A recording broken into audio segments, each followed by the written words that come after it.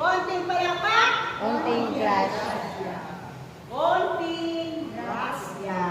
Amen. Palakpakan natin ang ating Panginoon. Hallelujah. Praise God. Hallelujah. Lord Jesus, I trust in you, I trust in you. Lord Jesus. Amen. Palakpakan mo lang sa malakas ang ating Panginoon. Hallelujah. Praise God. Hallelujah. Ngayon naman, nabasa po natin ang ating mga ngiti. Bakit natin kailangan bumiti?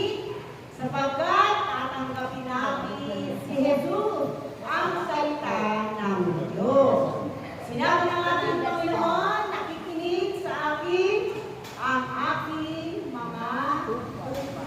Kayo ba ito pa ni Jesus? Amen. Amen. Kung gano'n, makinig, makinig, makinig. Ang may pandinig. Amen. Palakpakan natin ang malakas na malakas.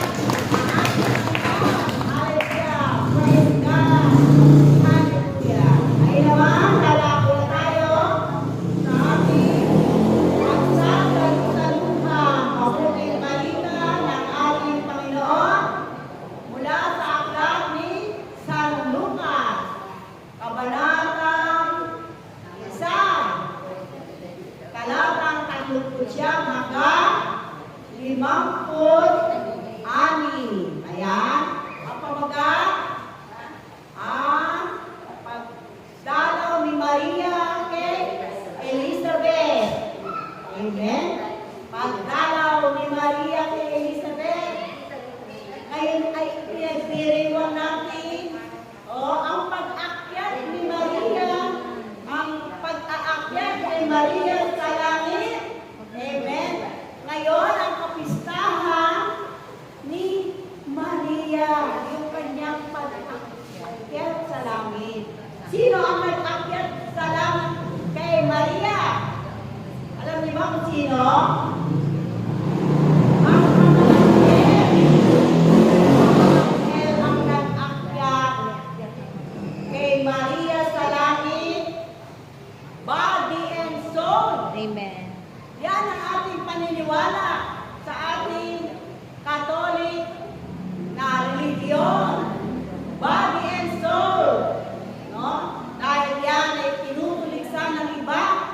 Pero tayo naniniwala. Body and soul. Bakit nasabi body and soul? Ang pag-akit niya. Dahil nang dalawin nila si Maria sa libingan, walang katawan. Oh, sino naman ang nanakaw? Kay Maria, di ba? Wala namang mag-i-interest na magnakaw kay Maria, di ba? Kaya naniniwala ang ating religion, ang Katolik, na body and soul, inakyat si Maria sa langit ng mga anghel. Amen? Naniniwala ba kayo doon? Amen. Amen. Naniniwala tayo pagkat sinasabi sa atin ng banal na Espiritu. Hindi ba tayo ay mayroong banal na Espiritu sa bawat isa sa atin? Yon ang ibinulong sa atin ng banal na Espiritu. Si Maria, no? Bago pa siya, no? Na binigyan ng Panginoon ng katungkol ng kung paano niya tatanggapin si Jesus, kung paano siya sinabihan ng anghel. Siya ay nung maliit pa siya ay nasa sinapupunan pa lamang ng kanyang ina na si Santa Ana. Siya ay puspos na ng grasya. Punong-puno na siya ng grasya. Kaya si Maria ay ipinanganak na walang kasalanan mana. Kaya nga, no, ang pinaglagyan kay Jesus na si Maria ay walang kasalanan at banal si Maria. Amen? Palakpakan natin ang ating Panginoon.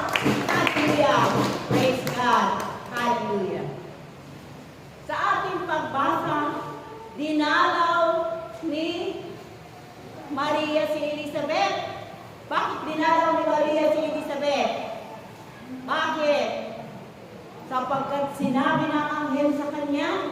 Ano yung sinabi ng anghel kay Elizabeth?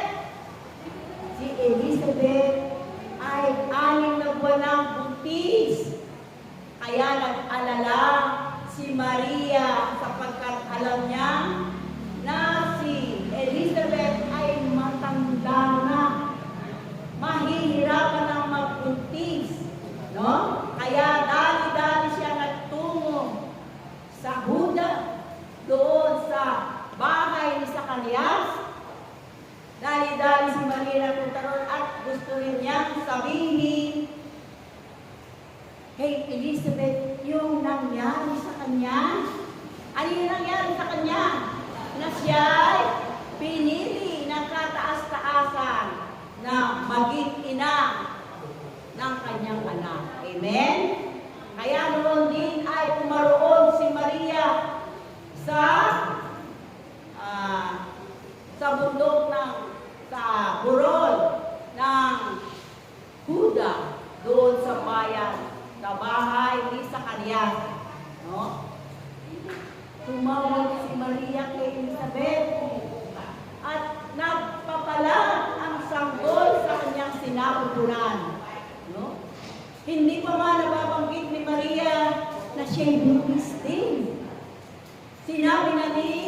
Nagagalak na sinabi ni Elizabeth kay Maria na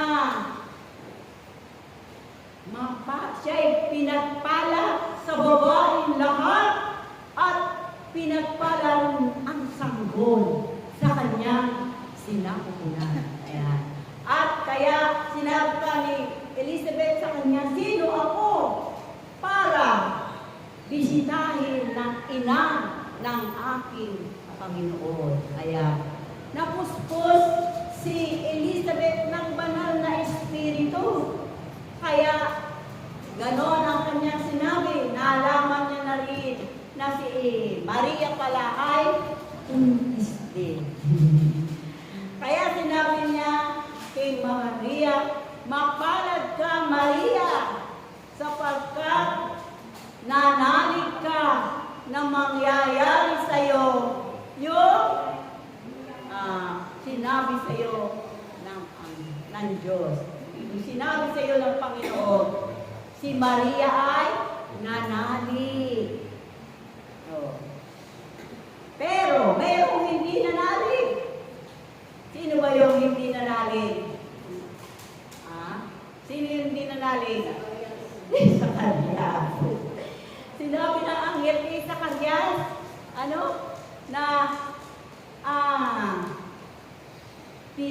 magalak sila ni Elizabeth sapagkat pinagunan Diyos yung kanilang panalangin na sila'y magkakaanak ng lalaki at papangalanan nila ito Juan. Kaya sinabi ni Zacarias, paano kung magkakaanak, gayong kami ni Elizabeth ay pareho na matanda. No? At si Elizabeth ay bao.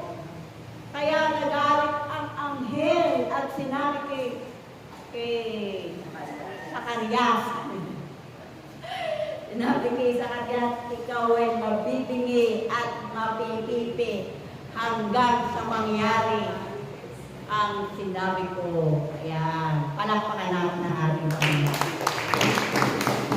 Ano naman yung sinabi kay Maria ng anghel? Kaya siya'y nanalig. Ano yung sinabi sa kanya? Magalak ka, Maria. No? Magalak ka sapagkat ikaw napili.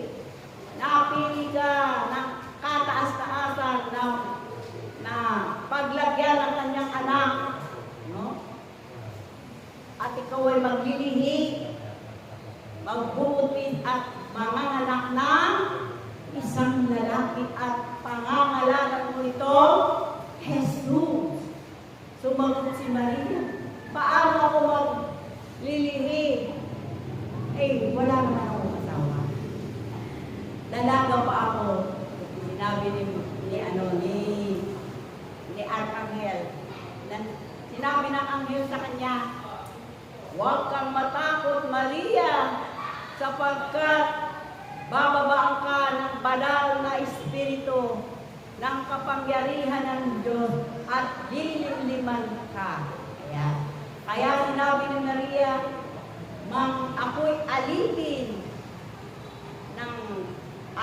ng Panginoon, mangyari sa akin ang tinuran mo. Ayan. Kaya noon din ay umalis na yung anghel, sapagkat si Maria ay nanalig at nanampalataya sa sinabi ng anghel. Amen? Palakpakan natin ang ating Panginoon. Kaya tayo dapat manalig at nanampalataya sa ating Panginoon upang sapagkat ang Diyos ay hindi nagsisinungaling, no? Magagawa niya ang lahat, no? Ang lahat ng bagay, walang imposible sa Diyos, lahat posible. Kaya nga, dapat tayong manalig at manampalataya sa ating Panginoon upang tayo'y magkaroon ng kaligtasan. Sapagkat si Jesus ang kaligtasan. Amen! Palakpakan natin ang ating Panginoon. Hallelujah! Praise God! Hallelujah! Si Maria ay inihantulad sa isang kaban ng tipan noong lumang tipan. Alam niyo ba kung ano yung kaban ng tipan? Alam niyo ba kung ano yun? Kaban? Ano yung kaban? Lalagyan ng 10 utos. Lalagyan ng 10 utos yung kaban ng tipan. Ang nakalagay doon ay 10 utos ng Diyos. Ano ba yung 10 utos? Salita ng Diyos. Sino ba yung salita ng Diyos? Si Jesus ang salita ng Diyos. No? Kaya noong pa man ay sinasamba na nila si Jesus sa pamamagitan ng kaban ng tipan na yun. Iniingatan ng mga Israelita at pinapahalagahan. Ngayon naman, sa bagong tipan, si Maria ay lalagyan ng salita ng Diyos na nagkatawang tao. Diba? Mahalaga si Maria sa atin. Mahalaga siya sapagkat kung wala si Maria, wala tayong Jesus. No? Diba? Walang Jesus na magliligtas sa atin sa kasalanan. Amen? Palakpakan natin ang ating Panginoon. Hallelujah. Praise God. Hallelujah. Si Maria ay dapat nating pahalagahan. No? Kilalanin at mahalin. Pero yung ibang sekta, hindi nila kinikilala si Maria, si Jesus lang, at saka ang Ama ang kanilang kinikilala. Si Jesus at ang Ama, binigyan tayo ng pag-ibig sa ating mga puso. Hindi ba? Upang mahalin natin ang ating kapwa. Di ba? Si Maria pa kaya ang hindi natin mahalin, pahalagahan, at kilalanin? Di ba? Dapat natin pahalagahan si Maria sapagkat kung hindi nag-get si Maria, nasaan na kaya tayo ngayon? Amen? Nasaan na kaya tayo pupulutin? Baka hindi na tayo sumibol. Di ba? Kaya napakahalaga ni Maria dito sa ating community. Mahalaga si Maria at ating siyang ipinagdiriwang. Kaya nga tayo nagdiriwang ng kanyang pag-aakyat sa langit.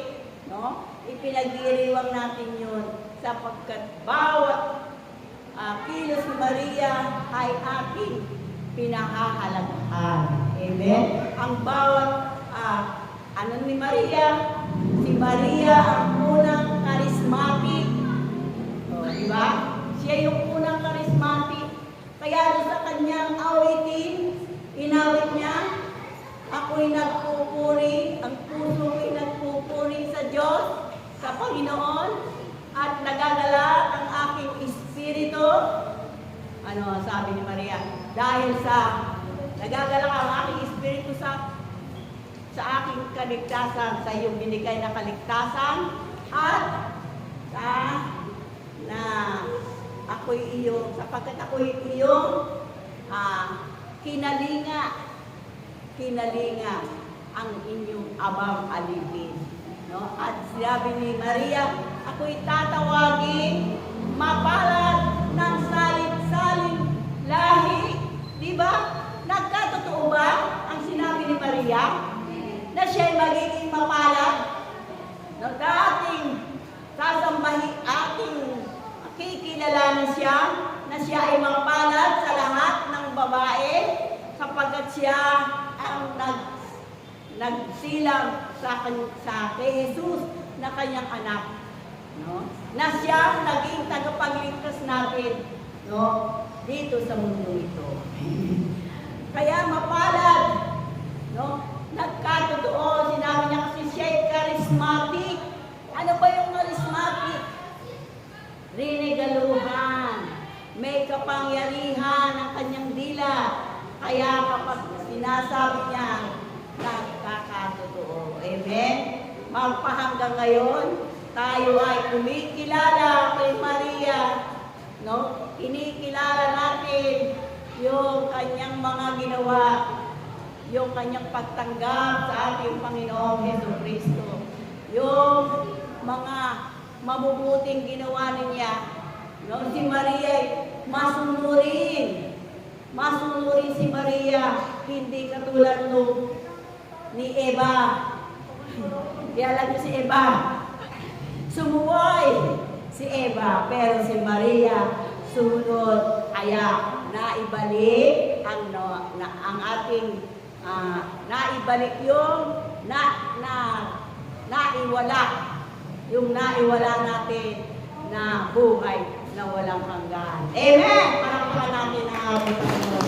Hallelujah. Praise God. Hallelujah. Kaya nga tayo, huwag nating pababayaan na si Maria, sapagkat siya ibinigay sa atin, ipinahabilin, tinagubilin ni Jesus, si Maria sa atin, sa mga alagad, kay Juan, di ba? Nung siya ay nakabayubay sa krus ni Jesus. Ano ang sabi niya? Lalaki ang iyong ina. Babae ang iyong anak. No? Inihabilin. Kaya huwag niyang sasabihin na kalimutan si Maria. Sapagkat si Maria ang ating pinakamahalaga na ibinigay sa atin ng ating Panginoon. Amen! Palakpakan natin ang ating Panginoon. Hallelujah! Praise God! Hallelujah! Kaya naman mga kapatid, ang maitatagubilin ko lang sa inyo na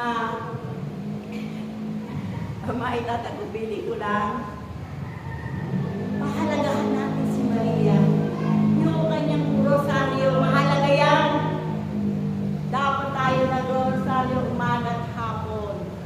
Sapagkat yan ay kaligtasan. Ang bawat butil ng rosaryo ay kaligtasan. Yun ang sabi ng ating mahal na Inang Maria. At tayo nakikiina sapagkat tayo binigyan ng karapatan ni Jesus na maging kapatid niya.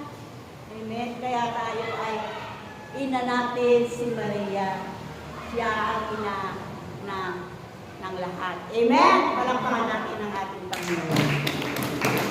Ako yung dito na lang at nawa po tayo ay huwag tumigil sa pagmamahal pagpapahalaga at pagkilala sa ating mahal na Inang Maria. No? At manatili tayo sa Diyos upang ang Diyos ay manatili sa atin. Maglingkod tayo ng tapat hanggang wakas, ang naglilingkod ng tapat hanggang wakas, ang siyang maliligtas. Amen.